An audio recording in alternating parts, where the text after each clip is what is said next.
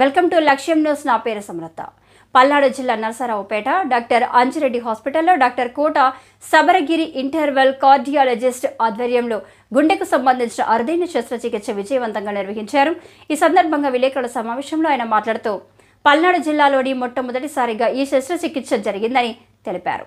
81 సంవత్సరాలు గల నాగేశ్వరరావు అనే వ్యక్తికి యాంజియో ప్లాస్టిక్ రోటోపోరో అనే మెషిన్తో గుండెకు సంబంధించిన శస్త్రచికిత్స విజయవంతంగా జరిగిందని అన్నారు. నర్సరావుపేటలోని అడ్వాన్స్డ్ కార్డియాక్ సేవలు అందుబాటులో ఉన్నవి అని, ఈ అవకాశాన్ని పల్నాడు మరియు ప్రకాశం జిల్లా ప్రజలు వినియోగించుకోవాలని ఎండి డాక్టర్ లోకిరెడ్డి అంజిరెడ్డి తెలిపారు. మీడియా మిత్రులందరికీ ఈరోజు నర్సరావుపేట మన doctor Anjireddy super speciality hospital press meet యొక్క ముఖ్య ఉద్దేశం మనకి పోస్ట్ పీటీసీఏ అంటే ఆల్రెడీ గుండె ఆపరేషన్ అయిన తర్వాత పెద్ద వయసుతోటి మన నాగేశ్వరరావు గారు మన హాస్పిటల్కి గుండెపోటుతో రావడం జరిగింది. వారికి ఆల్రెడీ 2016లో బైపాస్ సర్జరీ కూడా చేయించుకున్నారు. దాని తర్వాత మళ్ళీ హార్ట్ స్ట్రోక్, సివియర్ హార్ట్ స్ట్రోక్తో రావడం జరిగింది. సో వారికి ఎంతో రిస్క్తో కూడినటువంటి యాంజియోప్లాస్టీ చేయాల్సినటువంటి అవసరం వారికి వివరించడం జరిగింది. మన ఇంటర్వెన్షనల్ కార్డియాలజీ బృందం మన కోట శబరిగిరీష్ గారి నేతృత్వంలో వారికి ఉన్నటువంటి యాంజియోగ్రామ్ ద్వారాగా వారికి ఉన్నటువంటి రక్తనాళాలని ఎలా ఉన్నాయని చెప్పి పరీక్షించగా వాటి నిండా కాల్షియం డిపాజిట్స్ ఉండి అవి ఆపరేషన్ అంటే ఆల్రెడీ ఆపరేషన్ అయినటువంటి రక్తనాళాలు కాబట్టి వాటికి మళ్ళీ స్టంట్లు కూడా వేసేటువంటి వీల్లేని పరిస్థితుల్లో ఉన్నట్టుగా కనుక్కొని దానికి ఉన్నటువంటి లేటెస్ట్ పరికరం అయినటువంటి మనకి ఏదైతే ఈ లోపల ఉన్నటువంటి కొరనరీ ఏముంటుందండి రోటాబ్లేటర్ అనేటువంటి మిషన్ని మనకి హైదరాబాద్ నుంచి తెప్పించడం జరిగింది. ఆ మిషన్ సహాయంతో దానికి సంబంధించినటువంటి ఆ మిషన్ పరికరాన్ని మనకి హాస్పిటల్కి తెప్పించడం, దాని ద్వారాగా ఆ లోపల ఆ రక్తనాళంలో ఉన్నటువంటి కాల్షియంని పగలగొట్టి దాంతో ఆ లోపల స్టంట్ అమర్చడం, 100% సక్సెస్తో పేషెంట్ ఈరోజు డిశ్చార్జ్కి రెడీ అవటం. ముఖ్యంగా మన నర్సరావుపేటలోనే ఇటువంటి అడ్వాన్స్డ్ కార్డియాక్ ప్రొసీజర్స్ జరగటం మాకు చాలా గర్వకారణం.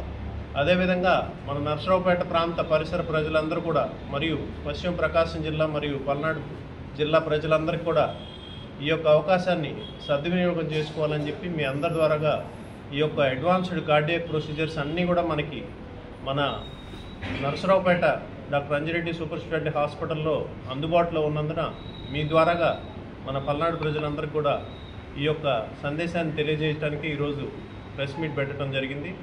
ఈరోజు పేషెంట్ మీరు చూస్తూ ఉన్నారు, ఎంతో సీనియర్, 80 ఏళ్ల వయసు. సో 80 ఏళ్ల వయసులో గుండెకి సంబంధించిన సర్జరీ అంటేనే రిస్క్తో కూడుకుంది. దానికి తోడు ఆయనకు ఆల్రెడీ బైపాస్ సర్జరీ అయింది. సో బైపాస్ సర్జరీ అయిన తర్వాత గుండెపోటు వచ్చిన పేషెంట్ అంటేనే అన్ని హాస్పిటల్స్లో మేము ఇక్కడ టేకప్ చేయమని చెప్పి రిఫర్ చేస్తే ఫైనల్గా మన దగ్గరికి వచ్చారు. సో వాళ్ళు అన్నీ యాక్సెప్ట్ చేసి రిస్క్ అన్నీ విల్లింగ్ ఉన్నందువల్ల మనం కూడా దాన్ని టేకప్ చేసి 100% సక్సెస్ రేట్తో ఈరోజు డిశ్చార్జ్ అవుతూ ఉన్నారు. సో పేషెంట్ని కూడా మీరు ఒకసారి ఫీడ్బ్యాక్ తీసుకోండి. గ్రామం సొంత కరుపాడు అడిగిన నిప్పులు ఆయాసంతో వస్తాను. ఎంత నిప్పుగా డాక్టర్ హాస్పిటల్కి వచ్చినాక ఎంత వేయాలన్నారు, సీట్ పరీక్ష చేసి ఎంత వేశారు. బాగా ఆరోగ్యంగానే ఉంది, ఏ ఇబ్బంది లేదు. పేషెంట్ తాలూకు బేతపూడి నాగేశ్వరరావు గారి కుమార్తెనండి. మేము హాస్పిటల్లో జాయిన్ అయ్యే టైంకి మామూలుగా అయితే మా నాన్నగారికి 2014లో ఓపెన్ హార్ట్ సర్జరీ జరిగిందండి. ఇప్పటికి 10 ఇయర్స్ తర్వాత బీపీ షుగర్ కంట్రోల్లో ఉండేవి కావు. మేము చాలా హాస్పిటల్స్ తిరిగినప్పుడు ఇది పెయినే అని చెప్పారు. ఇక పెయిన్ అని చెప్పారు. ఇక మాకు ఈ హాస్పిటల్కి మేము జాయిన్ అవ్వడం జరిగిందండి. జాయిన్ అయ్యే టైంకి నాన్నకు బాగా దడ ఆయాసం, మాట్లాడుతుంటే ఆయాసం, 2 అడుగులు వేసినా కూడా ఆయాసంగా ఉండింది. మేము చాలా భయంతో వచ్చాము. డాక్టర్ గారికి మేము కనిపించిన వెంటనే డాక్టర్ గారు ఇమ్మీడియట్గా అపాయింట్ చేసుకున్నారు. చేసుకున్న తర్వాత యాంజియోగ్రామ్ చేసిన తర్వాత కాల్షియం డిపాజిట్ అయింది అని చెప్పారు సార్.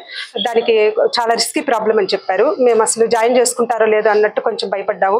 కానీ సార్ ధైర్యం చెప్పి మమ్మల్ని జాయిన్ చేసుకున్నారు. ఆ తర్వాత ఆపరేషన్ సక్సెస్ఫుల్గా ఏదో మెషిన్ తెప్పించారు. అది కూడా సక్సెస్ఫుల్గా ఆపరేషన్ జరిగింది. ఆ తర్వాత 2 స్టంట్లు వేయడం జరిగింది. ఆ తర్వాత 4 రోజులు అబ్జర్వేషన్లో పెట్టిన తర్వాత స్టంట్ అది బాడీలో ఇమిడిపోయింది. ఇక మాకు ఇప్పుడు భయం లేదు. నాన్న నడుస్తున్నా కూడా ఎటువంటి ఆయాసం దాడా లేదని చెప్పారు.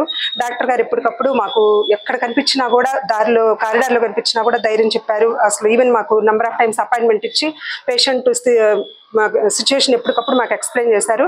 మేము కూడా చాలా ధైర్యంగా డాక్టర్ గారి మీద నమ్మకంతో ఖచ్చితంగా బ్రతికిస్తారు అనే నమ్మకంతో మేము కూడా ఉన్నందుకు మాకు మంచిగా సజీవంగా అప్పగిచ్చారు. మేము దానికి హాస్పిటల్ మేనేజ్మెంట్కి, డాక్టర్ శబరి గారికి, ఇక్కడున్న హాస్పిటల్ సిబ్బందికి అందరికీ మా కృతజ్ఞతలు తెలియజేసుకుంటున్నాం. మేము ఎప్పటికీ రుణపడి ఉంటాము.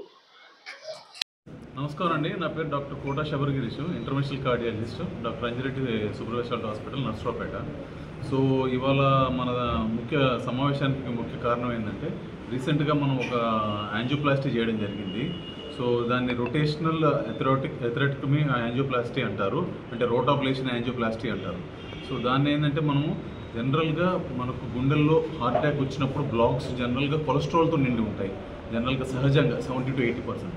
ఒక 20% ఆఫ్ ద పీపుల్కి ఎట్లా ఉంటాయంటే జనరల్గా కొలెస్ట్రాల్తో పాటు కాల్షియం డిపాజిషన్స్ కూడా ఎక్కువ జరుగుతుంటాయి. కాల్షియం డిపాజిషన్ అంటే రాక్ మెటీరియల్. సో మన రాక్ మెటీరియల్ కాల్షియం డిపాజిషన్ మనకు కొరనరీస్ అంటాం, అంటే గుండెకి రక్త సరఫరా జరిగే నరాలు బ్లడ్ వెజల్స్లో కొరనరీస్ అంటాం దాన్ని. ఆ కొరనరీస్లో మనకు ఈ కాల్షియం డిపాజిషన్స్ కానీ కొలెస్ట్రాల్తో కూడిన కొలెస్ట్రాల్ ప్లస్ కాల్షియం డిపాజిషన్ కానీ జరుగుతుంటాయి 20% వాళ్ళకి. సో అట్లాంటప్పుడు మనం ఎదుర్కొనే ఇబ్బందులు ఏముంటాయంటే జనరల్గా మన మెటీరియల్స్ కానీ స్టెంట్స్ కానీ బెలూన్లు కానీ నార్మల్ పద్ధతిలో చేస్తే అది వెళ్ళవు. సో దానికి మనం ఏం చేయాలంటే ఆ కాల్షియం పదార్థాన్ని మనం డ్రిల్లింగ్ చేసి పగలకొట్టి దాని ద్వారా మళ్ళీ బెలూనింగ్ చేసి తర్వాత స్టెంట్ వేయాల్సి వచ్చింది. సో జనరల్గా ఇది కొత్త పద్ధతి వచ్చింది. అంతకుముందు జనరల్గా ఇట్లాంటి కేసులకి మనం మెడిసిన్స్ అట్లా వదిలేసి చూసుకునేవాళ్ళం. కానీ ఇప్పుడు మనకు రీసెంట్గా కొన్ని కొత్త పద్ధతులు రావడం దీన్ని రోటాబ్లేషన్ యాంజియోప్లాస్టీ అంటారు. సో ఆ రోటాబ్లేషన్ అంటే ఏంటంటే ఆ రోటా బర్ని మనం లోపల పంపించి డ్రిల్లింగ్ మిషన్ ద్వారా మన కాల్షియం పదార్థాన్ని పగలకొట్టి దానికి మనం తీసుకెళ్లే మెటీరియల్కి వే క్రియేట్ చేస్తాం. దాని తర్వాత మన బెలూనింగ్ కానీ తర్వాత స్టెంటింగ్ కానీ జరుగుతూ ఉంటుంది.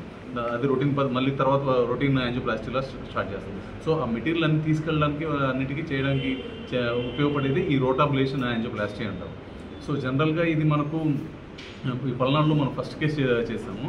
సో జనరల్గా ఇది మనకు మిషన్ రావడం కానీ ఆ రోటాబ్లేటర్ డ్రిల్లింగ్ బర్ర రావడం కానీ అంతా మనకు హైదరాబాద్ నుంచి తెప్పించి 2 daysలో అరేంజ్ చేయించి పేషెంట్కి చేసాము. ఇది వెరీ హై రిస్క్ ప్రొసీజర్. ఎందుకు హై రిస్క్ అంటే జనరల్గా ఆ డ్రిల్లింగ్ మిషన్ అనేది క్వశ్చన్ ఉంటుంది, అంటే చాలా షార్ప్గా ఉంటుంది. ఆ డ్రిల్లింగ్ చేసుకుంటూ వెళ్ళేటప్పుడు మీకు ఎట్లా గోడల్లో దిగుతాయో ఆ డ్రిల్లింగ్ మిషన్ మరి మనకు బ్లడ్ వెజల్లో చేసేటప్పుడు ఈ రిస్క్ ఏంటంటే ఆ రక్తనాళాలు పగిలిపోవడము, గుచ్చుకొని పగిలిపోవడము, ఆ బర్రు కాల్షియంలో స్టక్ అయిపోవడము, ఇట్లాంటివన్నీ జరుగుతుంటుంది. అట్లాంటప్పుడు ఏం చేస్తారంటే జనరల్గా హై రిస్క్ ప్రొసీజర్ కూడా ప్రాణాలను కోల్పోవడం అట్లాంటి రిస్క్ ఎక్కువ ఉంటుంది.